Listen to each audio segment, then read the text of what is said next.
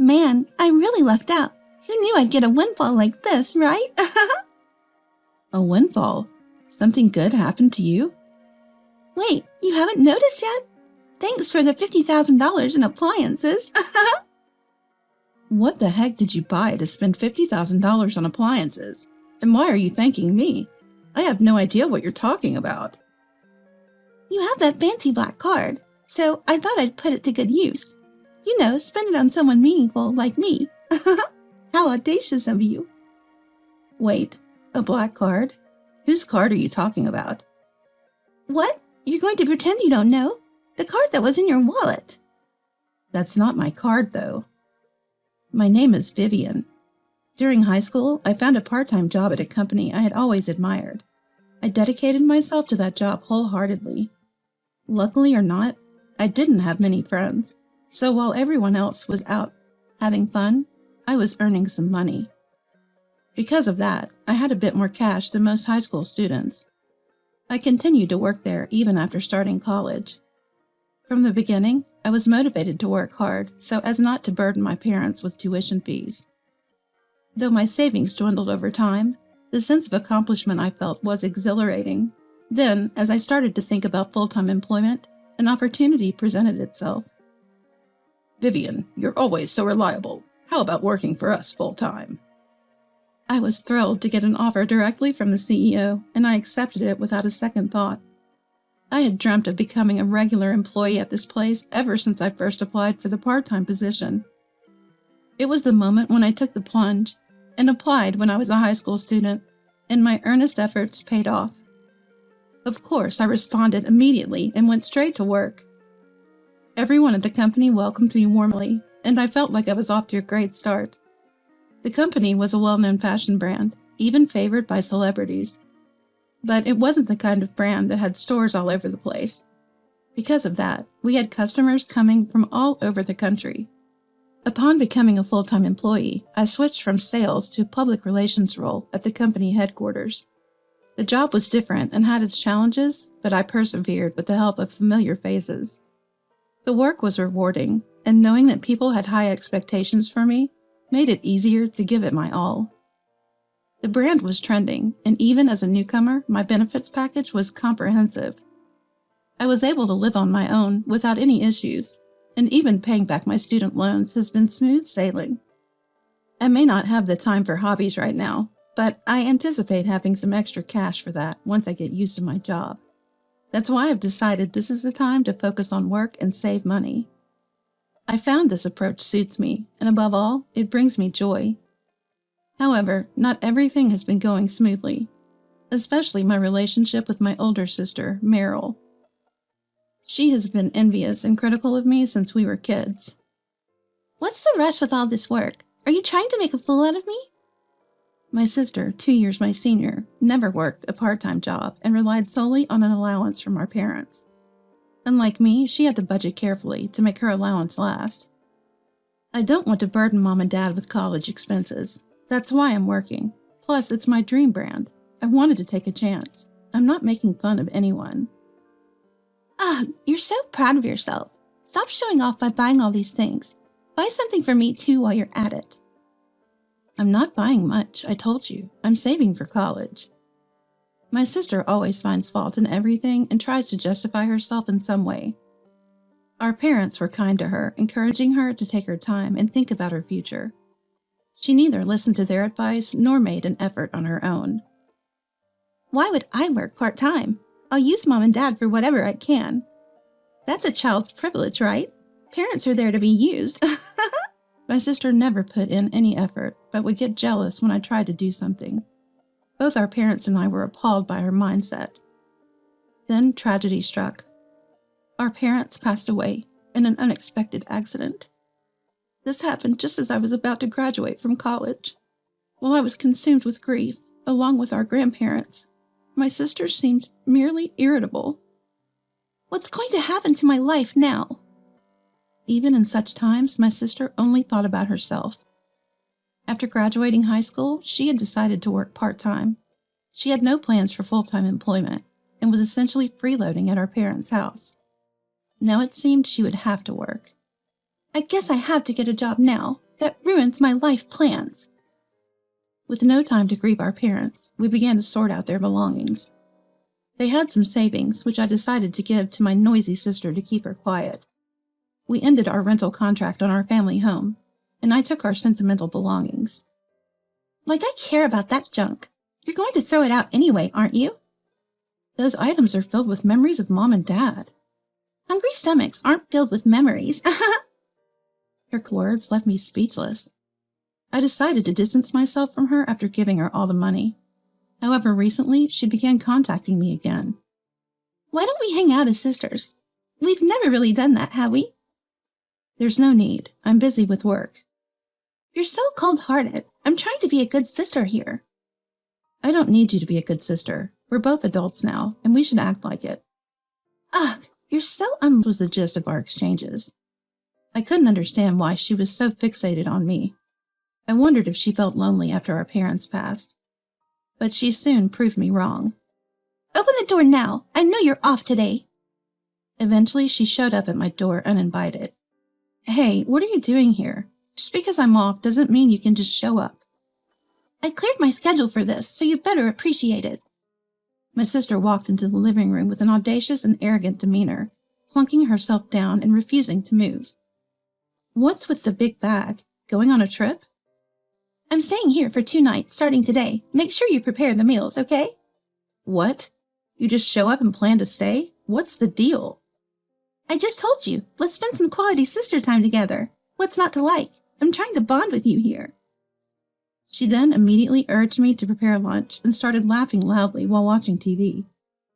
No matter how much I told her to leave, she wouldn't, so I had no choice but to put up with her.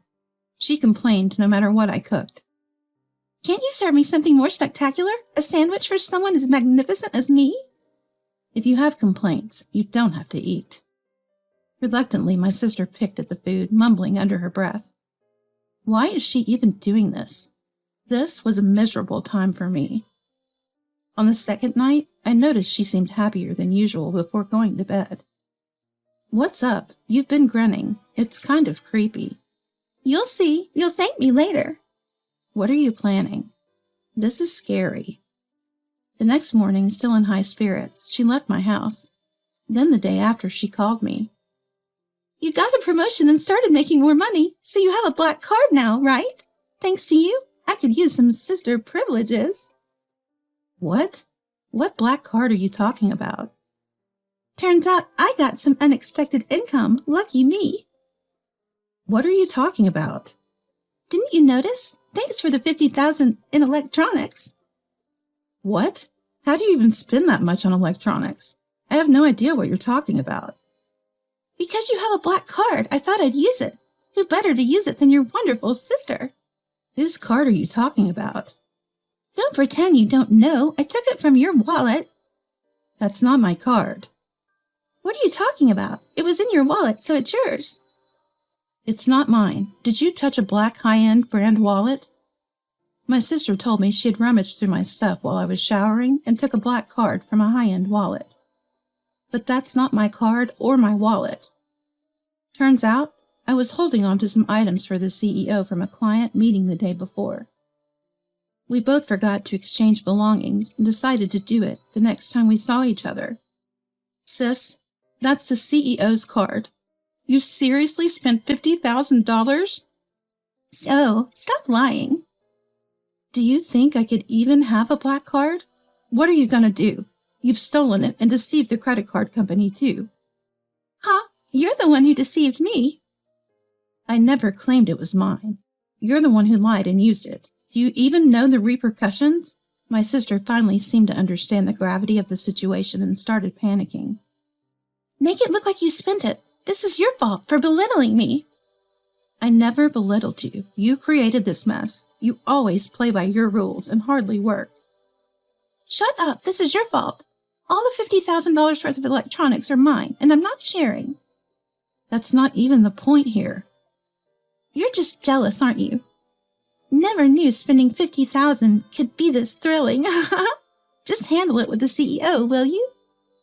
With no resolution in sight, I had to explain everything to the CEO. I was ready for the worst, getting fired or demoted. but the CEO's reaction was unexpected. After listening to the story, the CEO seemed a little surprised at first, but remained calm. "I'll handle it directly with your sister. Can you just stand back for a bit?" In my own home, it was my family who stirred the pot, so getting fired wouldn't be surprising. But my boss, the CEO, had this mischievous smile as if he had something up his sleeve. I was relieved I wasn't fired, but anxious about what might come next. A few days later, the CEO sent my sister a formal letter, suggesting he might take legal action through a lawyer. I couldn't do anything when she immediately called me flabbergasted. "Heartless, isn't he your CEO? Don't you get it? You used someone else's card and caused this mess. I was ready to lose my job, too. You need to sort this out with the CEO. Luckily, the CEO wasn't seriously planning on suing her. He sent the letter to settle matters. If she agreed to a settlement, he would let it go smoothly with just a refund. I won't pay. It's your fault, so you should cover it. I thought I was using your $50,000, not the CEO's money. You think that excuse will work? Why can't they just dock it from your salary? The CEO wants to talk to you. This has nothing to do with my job. My sister, who seemed not to fully grasp her situation, kept trying to pin the blame on me. As the CEO's deadline approached, she became increasingly anxious. Despite her constant complaints, she seemed to realize there was no way out. She told distant relatives and friends about the situation, gathering the money to refund the CEO, much to my surprise. I was surprised that she managed to do it in about a week. The CEO accepted this as her paying back money she had borrowed, and didn't intend to escalate the matter. But after my sister openly discussed her situation, she started receiving cold glares from everyone around her. She hadn't saved a penny, squandered our parents' inheritance, and didn't have a stable job. Showing up to borrow money after racking up credit card debt only made her look worse. It seemed like she started contacting me regularly because her inheritance was running out and she needed a new host to mooch off of. She had been borrowing money from everyone, but still refused to work, and was now looking to borrow even more. You expect me to work? You make good money. You should take care of me, and while you're at it, pay back all the debt I owe people because of your CEO. I had lost all patience with my sister, who was still acting so arrogantly. I've already given you all the inheritance. I even let you stay over because you showed up unexpectedly. I can't let you push me around anymore. I'm cutting ties with you. I firmly said that and decided to block all communication from her. I moved and started a new life, committed to moving on. As for what happened to my sister, she continued her reckless behavior, leading to a miserable life. She was so stubborn about not working that she couldn't make ends meet, and no one was willing to help her. She had to resort to borrowing just for living expenses from financial institutions. The amount kept piling up, reaching tens of thousands of dollars. Relatives and friends started demanding repayment, making her life incredibly tough. She couldn't even get job interviews due to her lack of employment history, and when she did, she was hardly ever hired because of her attitude. She's barely making ends meet through part-time work. As for me, thanks to my CEO's understanding, I've been able to continue my work without repercussions. I was the one who gave her access to the money, and I'm sorry for putting a strain on your family relationship, Vivian. I've always appreciated your hard work, and I wanted to handle this as smoothly as possible. Thanks to my CEO's sentiments, my life has continued on much the same. Though I hope never to face such a situation again, it was an event that made me think my life could have ended.